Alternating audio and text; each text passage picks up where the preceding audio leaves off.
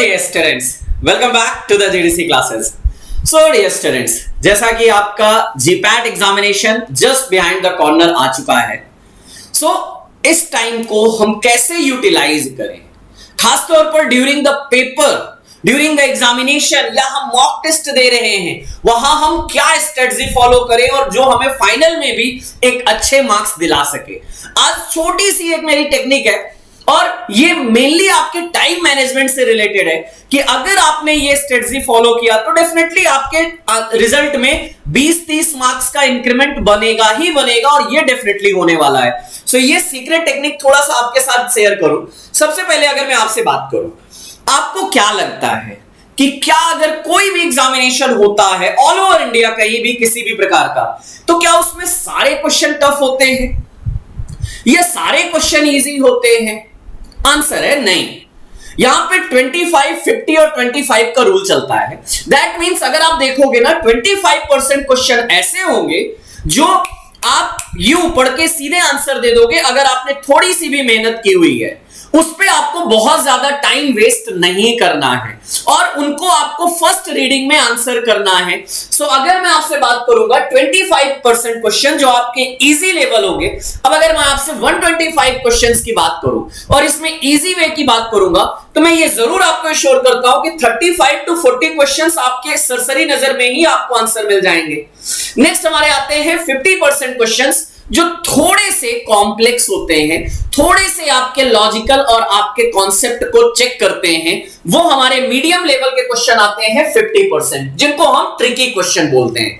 अगर आप इन 50% क्वेश्चन, अगर मैं जीपैट के अकॉर्डिंग बात करूं तो लगभग 60 क्वेश्चन मेरे ऐसे होंगे जो ट्रिकी क्वेश्चन होंगे। और अगर ट्रिकी क्वेश्चंस की बात करूं तो इनमें अगर आप थोड़ा सा भी कॉन्सेप्ट अगर आपने पढ़ा है और अगर पेशेंस के साथ हर क्वेश्चंस को आंसर ना करते हुए जिन क्वेश्चंस में आपका कॉन्सेप्ट थोड़ा बहुत भी सही हो रहा है उनको आप टच करोगे ना, तो 20-30 क्वेश्चन आप यहां से जरूर निकाल लेंगे। लेकिन ये फर्स्ट राउंड में नहीं, ये सेकंड राउंड में किया जाएगा। और थर्ड हमारा आता है that is the high level या टफ लेवल क्वेश्चन जो माइंड ट्रैप कहलाता है, जहां पे शायद आपने उन क्वेश्चंस को ना पढ़ा हो या पढ़ा हो तो क्वेश्चन काफी डीप लेवल पे पूछा गया है जिसमें आपको काफी टाइम लगता है।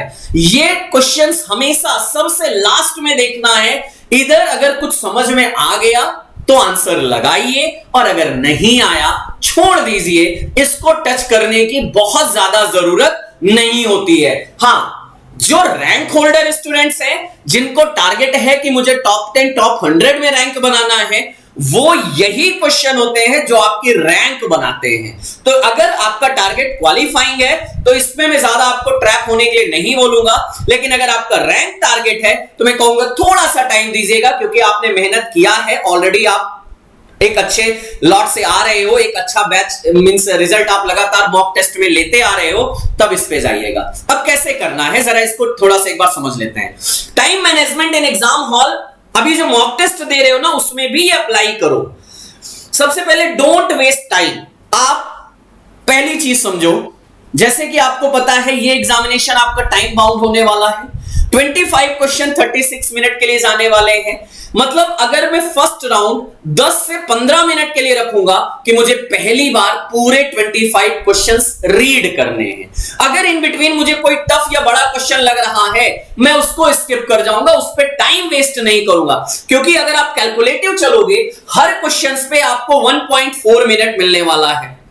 दैट मीन्स कि अगर आपने थोड़ा सा भी किसी एक क्वेश्चन पे शुरुआत में टाइम वेस्ट कर दिया तो शायद हो सकता है जो आगे इजी क्वेश्चन हो वो आपके मिस हो जाए। तो इसलिए टाइम बहुत इंपॉर्टेंट होने वाला है। And first attempt easy question, जो मैंने आपसे बोला पहले राउंड में हम सिर्फ इजी क्वेश्चंस देखेंगे, देन हमारा टारगेट होगा मीडियम, जिन क्वेश्चंस को मैंने पढ़ा है लेकिन थोड़ा सा ट्रिकी क्वेश्चंस है। और लास्ट में मैं रिव्यू करूंगा। रिव्यू इसलिए करना जरूरी है कि कभी कभी बहुत सारे बच्चों को लगता है सर रिव्यू करने में क्या जरूरी है। रिव्यू करना बहुत जरूरी है क्योंकि कभी कभी ह्यूमन एरर है, हमें लगाना था ए, हम गलती से बी ऑप्शन लगा देते हैं या सी लगा देते हैं। आता हुआ क्वेश्चंस का सिली मिस्टेक्स, नॉट, एक्सेप्ट, ये सारे वर्ड को बिना देखे आंसर कर देते हैं जो हमारे मार्क्स को लेके चले जाते हैं। So review always your all attempt, जितने भी क्वेश्चन अटेम्प्ट किए हैं रिव्यू करिए। एंड द लास्ट, अब अगर टाइम बचा है देन हम टाइम देंगे माइंड ट्रैप क्वेश्चन पे, जो मैंने आपसे बोला हाई लेवल के क्वेश्चन है। उस टॉपिक को आपने पढ़ा है, रीड किया है, समझ में आ रहा है, दूर दूर तक कोई एक हाइपोथेसिस बन रही है तभी टच करना, अदरवाइज सीधे स्किप कर जाओ। टाइम बहुत जरूरी है, टाइम मैनेज करना बहुत जरूरी है। तो इसलिए अगर ये स्ट्रेटजी आप during the examination time hall में आप मैनेज करोगे, टाइम मैनेजमेंट, तो डेफिनेटली आपको अपने रिजल्ट में कुछ रिजल्ट इनहैंस होता हुआ जरूर मिलेगा। अब अगर टाइम मैनेजमेंट की बात आ रही है तो 3D एक वर्ड हम बोलते हैं, do delay drop. Do delay drop. Do यानी इजी क्वेश्चन है, focus on the activities that are very necessary, जो हमारे नंबर हमें देंगे। डिले, अगर कोई डाउट वाला है उसको हम थोड़ी देर के लिए सस्पेंड कर देंगे, थोड़ी देर के लिए हम बोलेंगे बाद में देखेंगे, हम मार्क रिव्यू करके हम आगे बढ़ जाएंगे और इनको हम बाद में देखेंगे, allocate time for the question वहां पे हम देंगे। एंड द थर्ड, ड्रॉप या डिलीट, अगर क्वेश्चन उस टॉपिक से नहीं समझ में आ रहा है, वो क्वेश्चन बड़ा लग रहा है, आपको लग रहा है क्वेश्चन थोड़ा सा कैलकुलेटिव हो गया है, थोड़ा सा ज्यादा डीप में हो गया है, please without any misconduct drop this question, क्योंकि punctuality during the examination is very important. और ये बहुत बेसिक स्ट्रेटजी है, अगर आप थोड़े से भी लॉजिकल चलोगे, आप अपने मॉक टेस्ट में भी इसको अप्लाई करके देख सकते हो। क्योंकि आज आपने टेस्ट जैसे दिया होगा, एक चीज मैंने आपको पिछले 15-20 दिन से बोलता चला आ रहा हूं, जो टॉपिक पढ़ा है सिर्फ उसका अच्छे से रिवीजन करो, नया टॉपिक कुछ मत पढ़ना। सर ये छूटा है, मेरे फ्रेंड ने बोला, मेरे टीचर ने बोला, ये टॉपिक इंपॉर्टेंट है, इससे क्वेश्चन आएगा, मत पढ़ो, आने दीजिए। आपने जो पढ़ा है उस पर भरोसा करो, क्योंकि कोई अंतर्यामी नहीं है, कोई आपको ये नहीं बता सकता है श्योर शॉर्ट इस टॉपिक से क्वेश्चन आएगा, सब एक गेस और प्रेडिक्शन है।